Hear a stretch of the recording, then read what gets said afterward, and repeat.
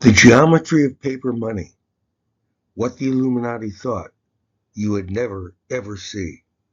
This is part two, the transition to smaller notes.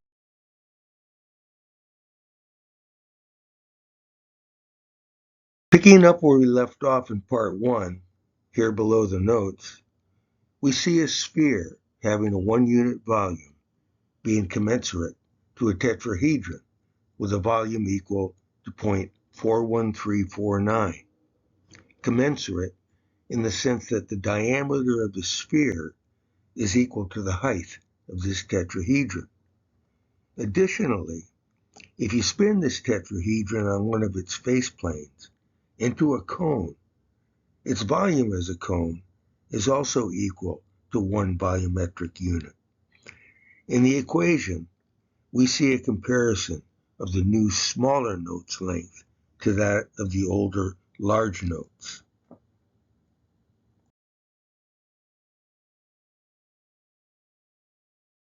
But if the denominator of that equation is rewritten like this, then clearly exposed is the power of the 371.25 grains of pure silver contained in the dollar coin, as was mandated by the 1792 Coinage Act.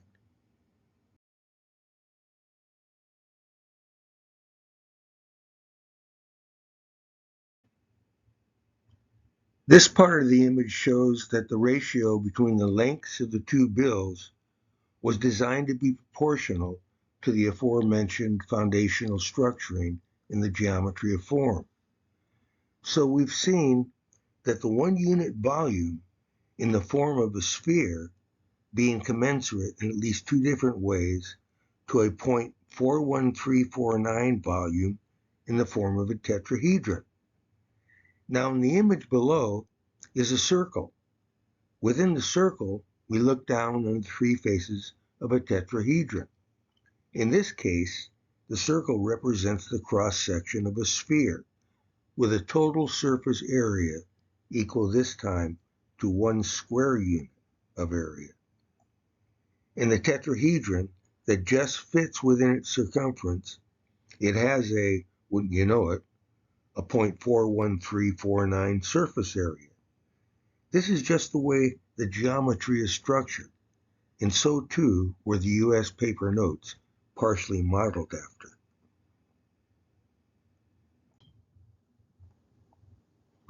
Another aspect to their modeling can be seen in the relationship between a sphere and a cube having equal surface areas. In 1873, the weight of pure silver contained in $1 of fractional silver coins was set at 0.72339 troy ounce.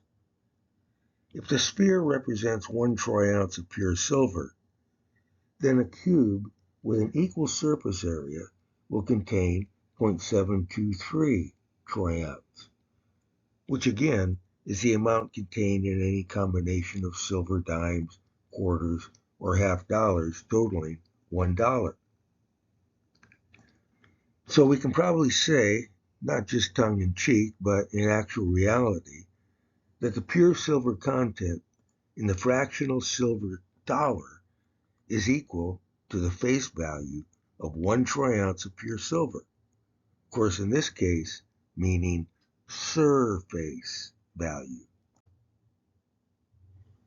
From the first notes in the early 1860s to this day, the paper itself was comprised of 72.3% cotton and 27.7% linen.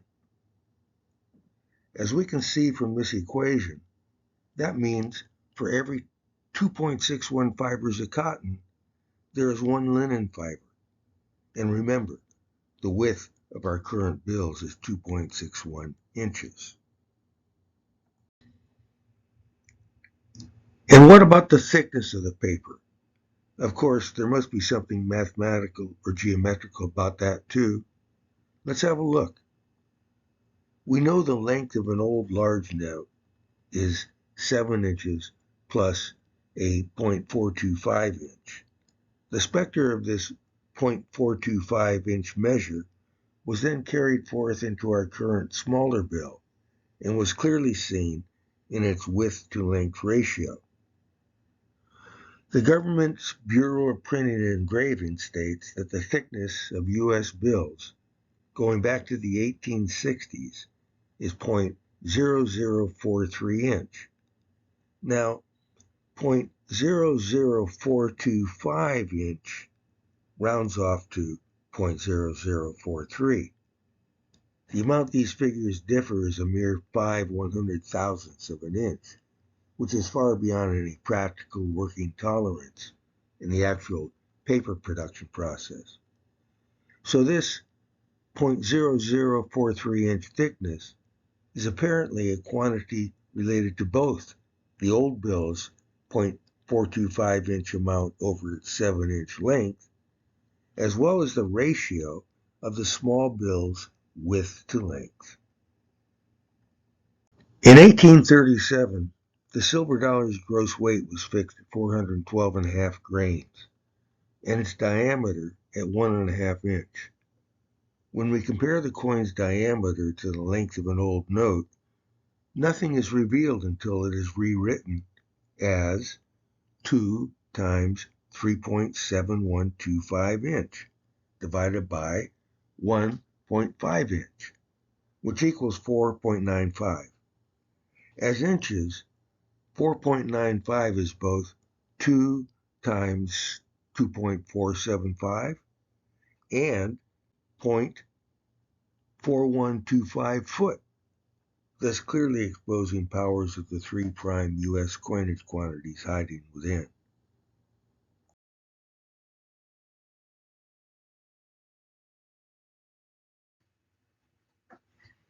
And for more unequivocal evidence of the Illuminati using simple mathematics and geometry to manipulate our societies from behind the scenes, read my book, The Geometry of Money, online free at my website, kasperskyart.com.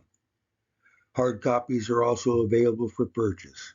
They're $20 each, $10 shipping via U.S. priority mail.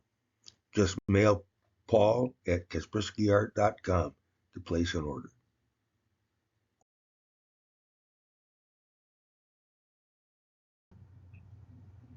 If you found this video of interest and of some value, please click the like and subscribe icons below.